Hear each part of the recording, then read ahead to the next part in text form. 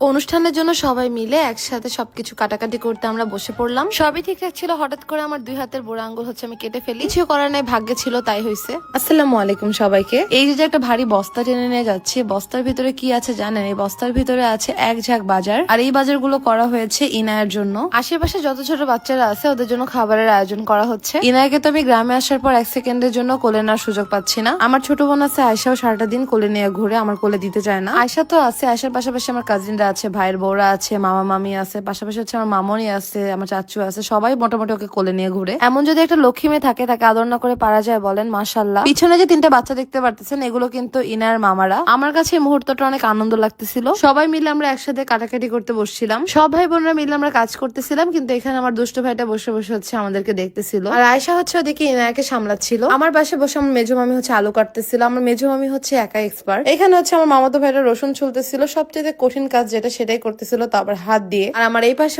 আমার ছোট মামি বসা ছিল। আমার মামাতো বোন নিজে স্বাস্থ্যমন্ত্রী, তার ভিতরে কত বড় একটা পেঁয়াজের বস্তা উপরে উঠালো। এদিকে আবার ভাই বোনদের ভিতরে মারামারি শুরু হয়ে গিয়েছে, ভাইরা পেঁয়াজ ছুলবে নাকি রসুন ছুলবে এটা নিয়ে কনফিউজ ছিল। এদিকে কথা বলতে বলতে গেছে আমার হাতটা কেটে, তো কি একটা অবস্থা। এক হাত কেটে ব্যান্ডেজ করতে না করতে আমার আবার আরেকটা হাত কেটে গেছে। হাত কাটার ব্যথা তো আছে, পাশাপাশি আমার এত পরিমাণে কষ্ট লাগতেছিল যে 2 হাতের বুড়া আঙ্গুলি কেটে গেছে। ছোট মামি শুরুতে একবার ব্যান্ডেজ করে দিয়েছে যে হাত কেটেছে, আবার পরবর্তীতে সেকেন্ড বারের মতো আবার ব্যান্ডেজ করে দিচ্ছে। আর মামি বলতেছিল যে মামিকে নাকি এখানে বসানো হয়েছে আমার হাতে ব্যান্ডেজ করার জন্য একটু পরপর। এক পর্যায়ে আমার মনটা অনেক খারাপ হয়ে গিয়েছিল, এখন আমি কোনো কিছুই ভালোভাবে কাটতে পারবো না এটা ভেবে। মামি ব্যান্ডেজ করতেছিল আর আমি বসে বসে ইনায়াকে দেখতেছিলাম ইনায়া কিভাবে খেলতেছে। তো সবাই মিলে হাসাহাসি করতেছিল, কারণ মামি একটু পরপরই আমার হাত বেঁধে দিচ্ছিল। হাত কাটার জন্য তো মনটা খারাপ ছিল, পাশাপাশি কিন্তু আমার মেজাজটাও গরম ছিল, কারণ আরো বাচ্চারা আছে যারা অনেক ডিস্টার্ব করতেছিল। আর আমার হাত কাটার পরপরই আমার 2 ভাই মিলে তাড়াতাড়ি করে চেয়ার গোছাতে বসে পড়ছে, জানে যে একটু পর আমি বকা দিব। কি আর করার, কিছু করার নেই। হাতে ব্যান্ডেজ করার পর এখন আমার চুপচাপ করে বসে থাকতে হবে, মামিরা সব মিলে কাটবে, তারপরে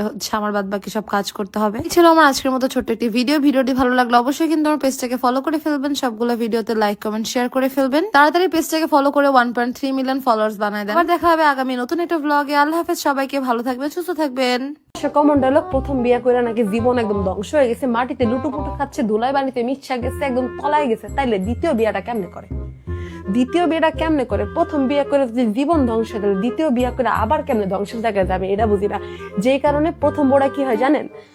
আগুন আগুন। তাই কি করবেন জানেন? ভস্কায় দিবেন, জামাইদের ভস্কায় দিবেন। এক ভস্কানিতে কাজ না হলে 2 বার এভাবে ভস্কায় দিবেন।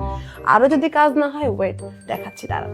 এমনি এমনি ভস্কায় দিবেন বুঝছেন? এমনি এমনি ভস্কায় দিবেন, এমনি আকশা মুসা কান বরাবর পেছাম ভস্কায় দিবেন, এমনি ভস্কায় দিবেন। যদি সাইজে খাটো হন, ধরেন এই যে আপনার স্বামী, আপনি খাটো, এমনি এমনি ভস্কায় দিবেন, বুঝছেন? প্রথম বরে ভালোবাসতে পারো না, প্রথম করে বাচ্চা কাচ্চা গুলা বাপ সারা হইতাছে, খেয়াল নাই, নতুন করে আবার সংসার বান্দার স্বপ্ন। আরে সোনা গো আমার সোনা, বুঝতে দিবেন।